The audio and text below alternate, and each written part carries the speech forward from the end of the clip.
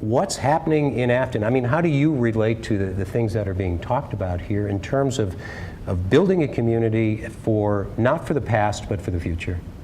Well, we look at the fact that we have a lot of seniors, and so the seniors don't want to leave the area that they have lived in.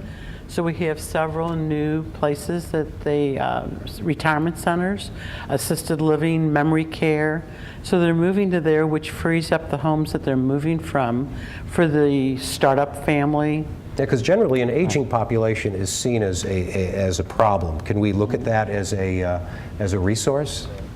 Right. Well, it sounds like in Afton it does, and I've seen this in South St. Louis too, where in that generational change, then those are the opportunities for younger people to come in and buy homes and become the next generation. We were sort of stuck in a period for a while where we just had an aging population. Now we have sort of the aging population with a younger generation moving into neighborhoods that they feel they have a better sense of community in. Mm-hmm.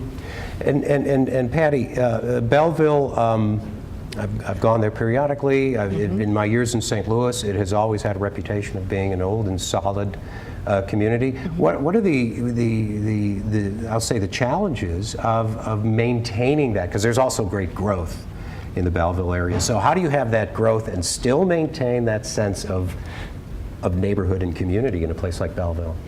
Well, you know, I find Belleville to be very unique in the fact that from the history of the town, people were instilled with a sense of volunteerism and community spirit.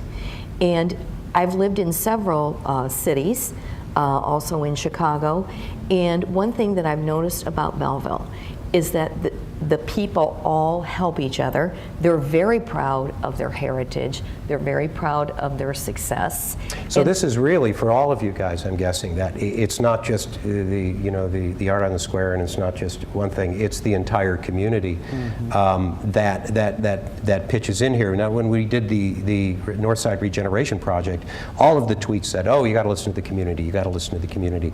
So, Katrina, you're dealing with some challenging areas, I think. I've done some stories in Spanish Lake. It has its problems as a post-war declining suburban area, and yet it also has very strong community organization. How do you get these folks to get together in a place like Spanish Lake or some of the other places that you guys are working, where everybody, they don't have to be on the same page, maybe they just have to be on the same table?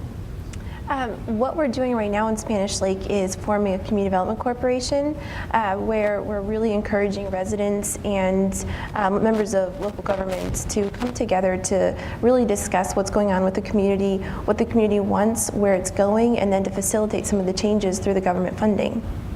Do you find that the community's willing to come together? I mean, can you do something if you don't have people on board? Not successfully. Yeah. Yeah, it's a key ingredient, and I think it makes the difference between between neighborhoods that do go through this rebound or start to thrive, is that you've got community there that's really invested, and that they're committed to that. If you have apathy, it's very hard to get that to sort of produce that. You've got to really have that come from inside the community to say, we really want to have change here.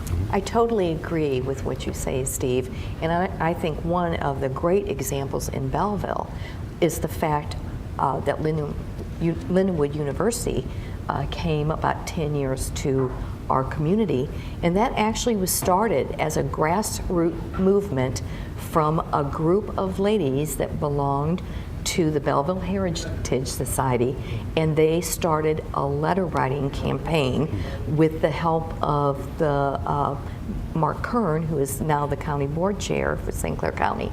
And that's actually what attracted Lindenwood to come to Belleville in the first place. And now we have a very thriving section of our West Main corridor because of all their investments into the community and the support of the community for Lindenwood. I'm wondering, when you listen to people, and I know it sounds great, we need to listen to people, do people really know what's best? I mean, if you're asking me, I'm going to say, well, this is what I want. I know what I want.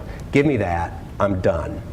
So how do you deal with those sorts of things? And Yes, how- we do, because we have a lot of vacancies, and people complain about this all the time, and yet I tell them, if you go up any main street, you're going to see a lot of vacancies, because we're an older community, there's not a lot of You're talking parking. Business community, Right, yes. So the right. people complain like, oh, why don't we get this, why don't we get that? My question back to them is usually, where would you put that? You know, here's the vacancies. We have all the commercial property online on our website so that people can look at it.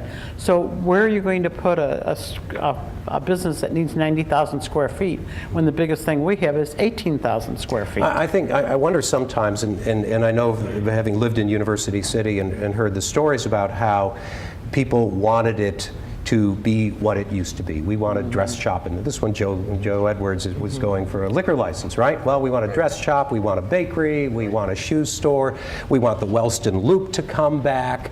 How can you convince people, or maybe they're right, but that you can't bring back what used to be and you need to look forward when not knowing what looking forward is going to bring? That's actually something that we try to put a lot of work into, and what that is part of our mission is to provide data to people and we call it democratizing data. And so when you work in the community, one of the elements of it is getting people to understand what their situation is in comparison to the market as a whole. And so, you know, if somebody says, I want a grocery store, you can go through the process of saying, well, this is what it takes to support a grocery store in a community. And I think if you give people an opportunity to participate that way, they're pretty smart. And they'll adjust what they think can happen and start to incrementally grow towards that instead of thinking that is the first thing that's going to happen. Yeah, I'm Yeah, going. and I'd also like to add that you can really help form the vision of people if you really get them together, talk about their ideas, and then put it on a drawing board for them so they can see what it is that they've said they wanted and what that looks like. In a lot of our communities, we host charrettes through our nonprofit organizations for people to come together and then have drawing boards for what their vision looks like. You got to be willing to deal with the conflict, right? Absolutely.